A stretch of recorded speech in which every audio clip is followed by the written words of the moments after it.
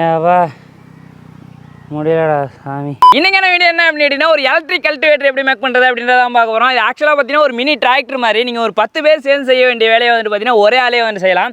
வாங்க அதை எப்படி மேக் பண்ணுறது அப்படின்றத பார்க்கலாம். இதுக்காக ஃபஸ்ட்டு பார்த்தீங்கன்னா பைக்கோட பேக் வீல் வந்து எடுத்து வச்சிருக்கேன். அதுவும் ஃபோக்ஸ் வீல், அலாய் வீல் வந்து எடுத்துடாதீங்க, அதில் நம்மளால் வெல்டு பண்ண முடியாது. அடுத்ததாக பார்த்தீங்கன்னா 2.5 ஒன்றையில் ஒரு ஸ்கொயர் டியூப் எடுத்து வச்சிருக்கேன். இதில் ஒரு 2 அடி நீளத்துக்கு ஒரு 2 பீஸ் வந்து கட் பண்ணி எடுத்துக்கலாம். இந்த ஸ்கொயர் டியூப்போட ஒரு எண்டில் நம்ம ட்ரில் பண்ணி ஓட்ட போடணும். 2 ஓட்டையும் ஒரே இடத்துல இருக்கணும் அப்படின்றத ஸ்கேலை வச்சுட்டு ஒரு 8 சென்டிமீட்டரில் வந்து மார்க் பண்ணிக்கிறேன். இந்த இடத்துல நம்ம அந்த வீலை ஃபிக்ஸ் பண்ணுறதுக்கான ஆக்சில் போல்ட் இருக்குல்ல, அந்த போல்ட் உள்ளார போகிற அளவுக்கு பெரிய ஓட்டையாக வந்து போட்டுக்கலாம். இப்போ வீலுக்கு 2 சைட்லையுமே பெரிய சைஸ் ஸ்கொயர் டிப்பாக வச்சிருக்கிறதுனால அந்த ஆக்சில் போல்ட்டோட லெங்த் வந்துட்டு நம்மளுக்கு பத்தலை. அதனால நான் ஒரு 2 நம்பர் ஆக்சில் போல்ட் வந்து எடுத்து வச்சிருக்கேன். நான் இப்போ இந்த போல்ட்டை வந்து வைக்கிறேன் பாருங்க, இந்த அளவு நீளம் இருந்தால் வந்துட்டு போதும். அதனால் இந்த இடத்துக்கு நேராக வந்து கட் பண்ணி எடுத்துக்கலாம்.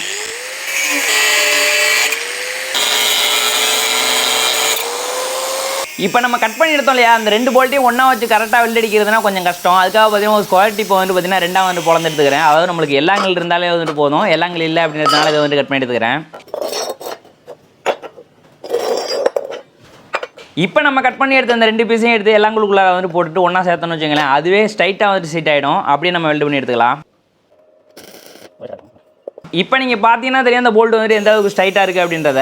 இப்போ இந்த ஆக்சில் போல்ட்டை வச்சு 2 ஸ்கொயர் டிப்பையும் அந்த வீல் கூட வந்துட்டு நம்ம ஃபிக்ஸ் பண்ணிக்கலாம்.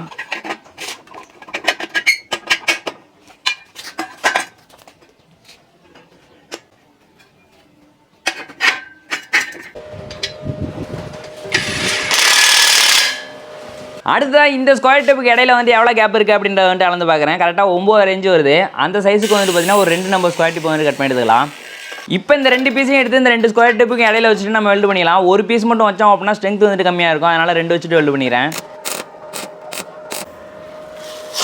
அடுத்ததாக 1 இன்ச்சில் ரவுண்ட் பைப் வந்துட்டு எடுத்து வச்சிருக்கேன். இதில் ஒரு 2.5 அடி நீளத்தில் ஒரு 2 பீஸ் வந்து கட் பண்ணி எடுத்துக்கலாம். இப்போ இந்த 2 பைப்பையும் எந்த இடத்துல வைக்கணும் அப்படின்றத வந்துட்டு பாருங்கள். அந்த ஸ்கொயர் டிப்போட எண்டு இருக்கு இல்லையா, அந்த கேப்புக்குள்ளார வச்சுட்டு நம்ம வெல்டு பண்ணிக்கலாம். மேலே வந்துட்டு பார்த்தீங்கன்னா கொஞ்சம் ஒன்றா சேர்ந்த மாதிரி வர மாதிரி வச்சுக்கிறேன்.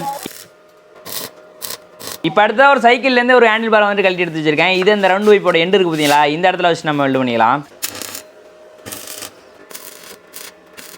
அடுத்த ஒரு 3 இன்ச் நீளத்தில் வந்துட்டு பார்த்தீங்கன்னா எல்லாங்கள் பட்டம் வந்துட்டு இந்த மாதிரி எடுத்து வச்சிருக்கேன். இல்லைனா எல்லாங்கள் லெங்க்தாக இருந்துச்சுன்னா அதை கூட வந்து கட் பண்ணி நீங்கள் வந்துட்டு எடுத்துக்கலாம். இப்போ இந்த பைக் வீலில் இந்த ரிம் இருக்கு இல்லையா, அந்த ரிம்மை மட்டும் நம்ம மண்ணில் கொண்டு போய் ஓட்டணும் அப்படின்னா ஒரு கிரிப்பாக வந்துட்டு முன்னாடி நான் வந்துட்டு போகாது, ஃப்ரீயாக சுற்றிடும். அதனால தான் இந்த பட்டையை வந்துட்டு பார்த்தீங்கன்னா மேலே வந்துட்டு நம்ம வெல்டு அடிக்க போகிறோம். இப்போ நம்ம அடுத்த பீஸ் வந்துட்டு வைக்க போகிறோம் இல்லையா, அதை வந்துட்டு பார்த்தீங்கன்னா ஒரு 3 இன்ச்சு கேப் விட்டு வந்துட்டு நம்ம வெல்டு அடிச்சிக்கலாம். இதே போல் பார்த்தீங்கன்னா அந்த ரிம்மு ஃபுல்லாக வந்துட்டு நம்ம வெல்டு அடிக்க போகிறோம். இந்த இடத்துல அந்த பட்டை இல்லாமல் பைக்கோட டயர் யூஸ் பண்ணலாமா அப்படின்னு கேட்டிங்கன்னா, டயரை வச்சோம் அப்படின்னாலும் அதுவுமே வந்து கிரிப் இல்லாமல் தான் இருக்கும். அதனால தான் அந்த பட்டையை வந்துட்டு நம்ம வச்சுருக்கோம்.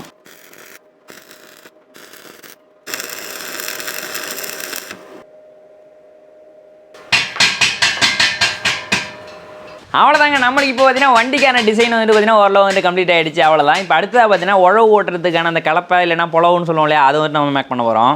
அதுக்காக ஒரு 5 mm திக்னஸ் இருக்க மாதிரி ஒரு 3 இன்ச்சில் ஒரு இரும்பு பட்டை வந்துட்டு எடுத்து வச்சிருக்கேன். இந்த பட்டையோட சென்டரில் வந்துட்டு பார்த்தீங்கன்னா ஃபஸ்ட்டு ஒரு லைனை வந்துட்டு போட்டுக்கலாம். இப்போ ஸ்கேல் எடுத்து இந்த பட்டையோட ஒரு எண்டில் வச்சுட்டு மேலேருந்து ஒரு 5 சென்டிமீட்டர் விட்டு வந்து மார்க் பண்ணிக்கலாம். அதே போல் இந்த சைட்லேயும் வந்து மார்க் பண்ணிக்கிறேன். அடுத்ததாக ஸ்கேல் அப்படியே சென்டரில் வச்சுட்டு மேலேருந்து கீழே வந்து பார்த்தீங்கன்னா ஒரு 16 சென்டிமீட்டர் வச்சுட்டு மார்க் பண்ணிக்கிறேன். இப்போ நீங்கள் பார்த்தீங்கன்னா புரியும் எப்படி நம்ம அதை வந்து மார்க் பண்ணியிருக்கோம் அப்படின்றத. இந்த மார்க் பண்ணியிருக்க ஏரியா இருக்குல்ல, இதை மட்டும் நம்ம தனியாக வந்து கட் பண்ணி எடுத்துக்கலாம்.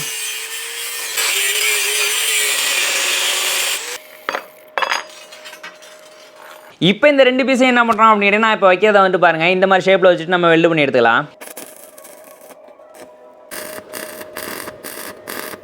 இதே போல் மொத்தமாக பார்த்தீங்கன்னா ஒரு 3 நம்பர் வந்துட்டு நான் வெல்டு பண்ணி எடுத்துக்கிறேன். அடுத்து ஆனால் 12 mm ஸ்கொயர் ராட் வந்துட்டு எடுத்து வச்சிருக்கேன். இது ஒரு 16 இன்ச் நீளத்தில் ஒரு 3 பீஸ் வந்து கட் பண்ணி எடுத்துக்கலாம்.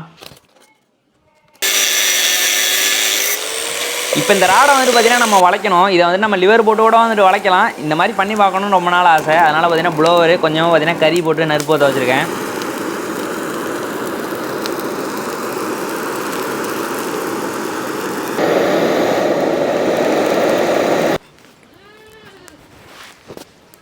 இந்த ராடை இப்போ வளைக்கிறதுக்காக கீழே வந்துட்டு பார்த்தீங்கன்னா ஒரு சேனல் வந்துட்டு போட்டிருக்கேன். அதுக்கு மேலே வச்சுட்டு நம்ம சுற்றியெல்லாம் அடிச்சோன்னு வச்சிங்களேன், ஈஸியாக நம்மளுக்கு வந்துட்டு வளைஞ்சு வந்துடும்.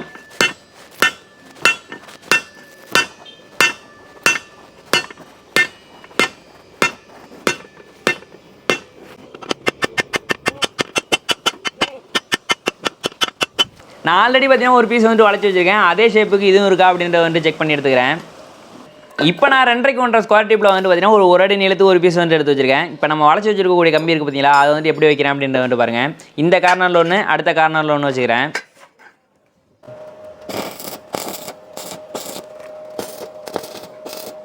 அதே போல் இன்னொரு பீஸ் வந்துட்டு பார்த்தீங்கன்னா கரெக்டாக சென்டரில் கொஞ்சம் உள்ளே வர மாதிரி வச்சுட்டு வெல்ட் பண்ணிக்கலாம். இப்போ நம்ம செஞ்சு வச்சிருக்கக்கூடிய ஃப்ளோர் இருக்கு இல்லையா, அதை எடுத்து என்ன பண்ணுறோம்னா அந்த ராடில் வச்சு நம்ம வெல்ட் பண்ணிக்கலாம். எல்லாமே ஒரே ஹைட்டில் வர மாதிரி வச்சுட்டு வெல்ட் பண்ணிக்கிறேன்.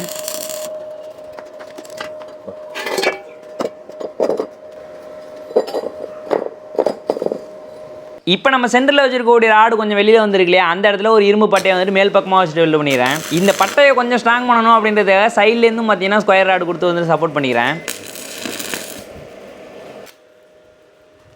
இந்த பட்டையில் வந்துட்டு பார்த்தீங்கன்னா நம்ம 2 போல்ட்டு வந்துட்டு போடணும். இப்போதைக்கு ஒரு ட்ரில் தான் வந்துட்டு போட்டிருக்கேன். அதில் நம்ம போல்ட்டு போட்டு வந்து டைட் பண்ணிவிட்டு இந்த பட்டை என்ன பண்ணுறோம் அப்படின்னா நம்ம வண்டி கூட வச்சு நம்ம வெல்ட் பண்ணிக்கலாம்.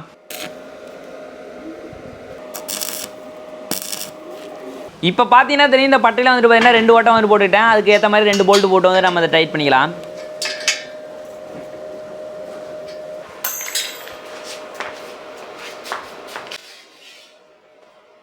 அடுத்ததான் நம்மளோட கல்டிவேட்டர் வந்துட்டு எலக்ட்ரிக்கில் தான் வந்துட்டு ரன் ஆக போகுது அப்படின்னு சொன்னோம் இல்லையா, அதுக்கான மோட்ரு பேட்டரி எல்லாமே எடுத்து வச்சிருக்கேன். என்னென்ன இருக்குது அப்படின்றத வந்துட்டு காமிக்கிற பாருங்க.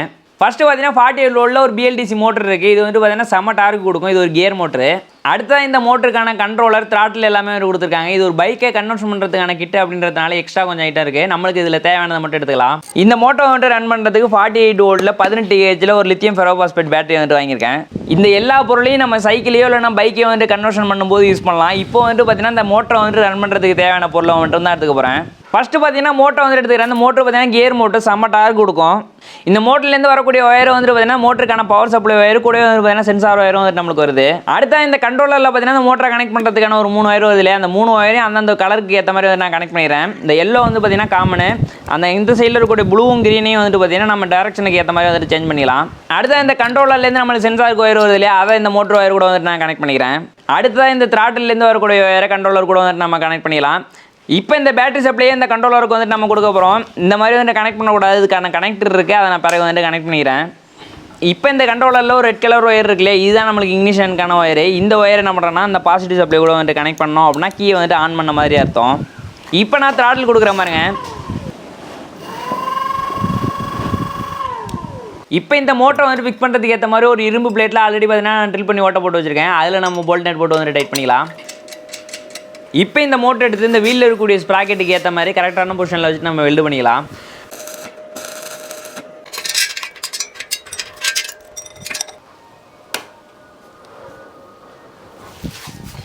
அடுத்த ஒரு 2 mm திக்னஸ் இருக்க மாதிரி ஒரு இரும்பு பிளேட் ஒன்று எடுத்து வச்சிருக்கேன். இதுக்குள்ளார நம்மளோட பேட்டரியும் கண்ட்ரோலரையும் வைக்கிறதுக்கு ஏற்ற மாதிரி ஒரு பாக்ஸ் மாதிரி வந்து ரெடி பண்ணி எடுத்துக்கலாம்.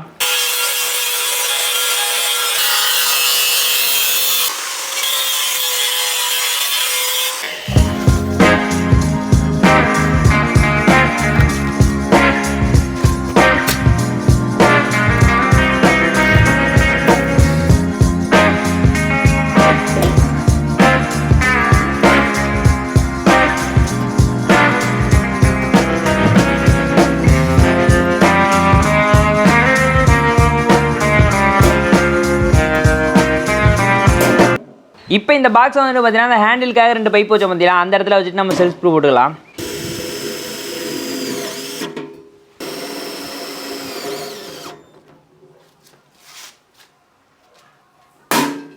இப்போ மோட்டரோட ஒயரை பாக்ஸுக்கு கீழே வந்துட்டு பார்த்தீங்கன்னா சின்னதாக வந்துட்டு ஓட்ட போட்டு வச்சிருக்கேன். அது வழியாக வந்துட்டு உள்ளார எடுத்துக்கிறேன். நம்ம மோட்டர் பேட்டரி எல்லாம் நம்ம வெளியில் வச்சு கனெக்ட் பண்ணோம்ல, அதே போல் வந்துட்டு பார்த்தீங்கன்னா இந்த பாக்ஸுக்குள்ளார வந்துட்டு பண்ணிக்கிறேன். நான் அதை வந்து காமிக்க போகிறதில்ல.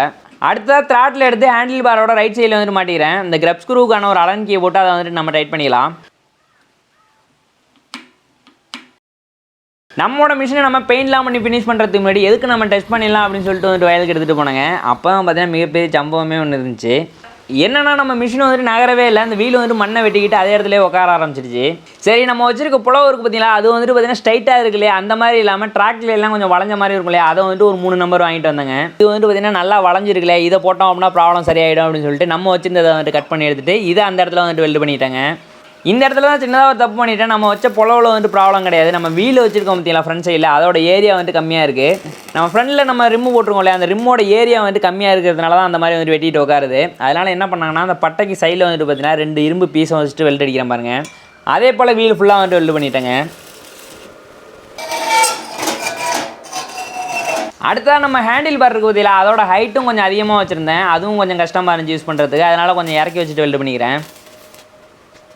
ஓகே ஃப்ரெண்ட்ஸ், நம்மளோட கல்டிவேட்டருக்கான மொத்த ஒர்க்குமே பார்த்தீங்கன்னா இப்போ வந்துட்டு கம்ப்ளீட் ஆகிடுச்சு. நம்மளோட மிஷினை வந்துட்டு பார்க்குறதுக்கு நல்லா இருக்கா, டிசைன்லாம் எப்படி இருக்குது அப்படின்றத மறக்காமல் வந்து கமெண்ட்டில் சொல்லிடுங்க.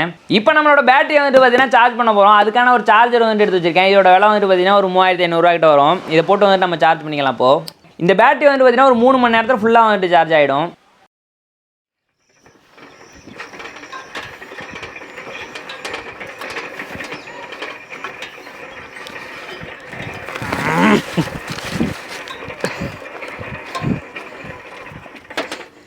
ஓகே ஃப்ரெண்ட்ஸ், ஃபைனலாக பார்த்தீங்கன்னா நம்மளோட கல்டிவேட்டரோட ஒர்க் ஃபுல்லாக வந்து கம்ப்ளீட் ஆகிடுச்சு. நம்ம இப்போ பார்த்தீங்கன்னா நம்மளோட மிஷினை வந்து டெஸ்ட் பண்ணி பார்க்க போகிறோம். காடு மலை எங்கேயா இருந்தாலும் சரி ஏறி விடியாரும் அப்படின்னு நினைக்கிறேன் நம்மளோட மிஷினுமே. சரி ஓகே, இப்போ பார்த்தீங்கன்னா நம்ம வயலில் வந்து கொஞ்சமாக வந்து தண்ணி பிடிச்சி வச்சுருக்கோம். ஏன் அப்படின்னு ரொம்பவே ஒரு புழுதியாக இருந்துச்சு. புழுதியில் ஓட்டினோம் அப்படின்னா ஓடுதா சரியாக வந்து வெட்டுதா அப்படின்றத கூட தெரியாது இல்லையா, அதனால் லைட்டாக வந்து தண்ணி பிடிச்சிருக்கேன். இப்போ கீயை வந்து ஆன் பண்ணிக்கலாம். ஓகே, இப்போ பார்த்தீங்கன்னா நம்ம த்ராட்டில் கொடுத்தோம்னு வச்சுக்கலாம், வண்டி வந்துட்டு போக ஆரம்பிச்சிடும். அப்படியே ஓட்டோம்.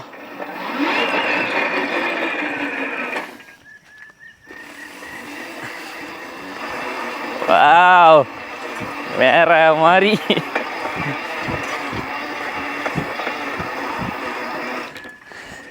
வேற ஒரு மினி டிராக்டர் விழுற மாதிரி விழுந்துக்கிட்டு இருக்கு.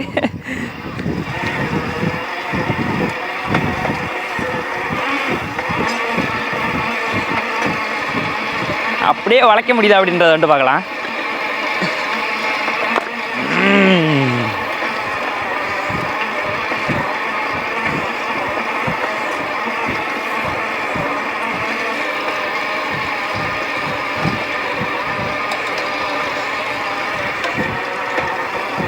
உண்மையிலே என்ன சொல்கிறது அப்படின்றது இல்லைங்க, அவ்வளோ சந்தோஷமாக இருக்குது இந்த மிஷினை வந்துட்டு ஓட்டுறதுக்கு. நம்ம த்ராட்டில் கொடுக்குறோம், அது பாட்டே கிண்டி போட்டுட்டு போயிட்டே இருக்குது. நம்ம மண்ணோட்டி வச்சு வெட்டினோம் அப்படின்னா எவ்வளோ கஷ்டமாக இருக்கும். உண்மையிலே இந்த வண்டியை ஓட்டுறது வந்துட்டு பார்த்தீங்கன்னா எனக்கு ரொம்ப ஆசையாக இருக்குது. எனக்கு அப்போலேருந்து டிராக்டரில் உட்காந்து ஓட்டணும்னு ஆசை, அதுக்கான வாய்ப்பு கிடைக்கல. இருந்தாலும் நம்ம மிஷின்லேயே நம்ம ஓட்டிகிட்டு இருக்கோம்.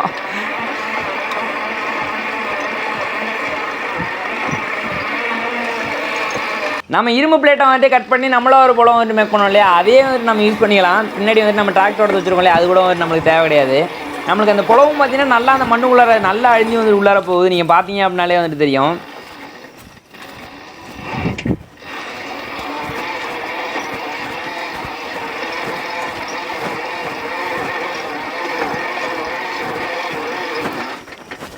நம்ம இந்த ஹேண்டில் பாரோட ஹைட்டை வந்துட்டு கம்மி பண்ணியிருக்கோம்ல, இப்போ தான் நம்மளுக்கு வந்துட்டு ஓட்டது வந்துட்டு ஈஸியாக இருக்குது. முன்னாடி நம்ம ஓட்டும்போது வந்துட்டு பார்த்தீங்கன்னா எப்படி சொல்கிறது, இடுப்புக்கிட்டே இருந்துச்சு, கொஞ்சம் மேலே கீழே தூக்கி வைக்கணும்னா ரொம்பவே வந்துட்டு கஷ்டமாக இருந்துச்சு. இப்போ நம்மளுக்கு அந்த ப்ராப்ளம் இல்லை.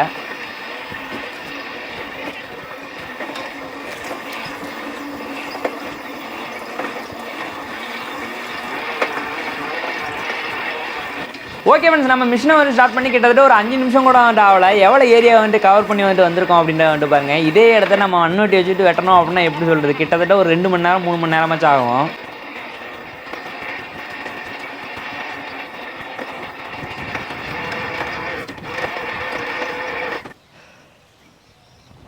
என்னடா தண்ணியை பிடிச்சிட்டு ஓட்டிகிட்டு இருக்கேன் அப்படின்னு வந்துட்டு நினைக்கலாம். அதனால் தண்ணி பிடிச்ச இடம் தான் இருக்குது. பக்கத்துலேயே பார்த்தீங்கன்னா நம்மளுக்கு புளியாக இருக்குது. இதில் வந்துட்டு ஓட்டி காமிக்கிற மாதிரிங்க, புகை பறக்கும். நம்ம மிஷினை புழுதி மணலில் ஓட்டுறதுனா கூட வந்துட்டு ஓட்டலாம். ஆனால் ஓட்டினோம்னா பாருங்கள் நீங்களே, அதில் வந்துட்டு ஓடுனுச்சா ஓடலையா கொஞ்சமாச்சு கலர்னுச்சா எதுவுமே வந்து கண்டுபிடிக்க முடியல. அப்படியே சமமான மாதிரி ஆகிடுச்சு. அதனால தான் அந்த மாதிரி தண்ணி பிடிச்சி வந்துட்டு ஓட்டி காமிச்சேன்.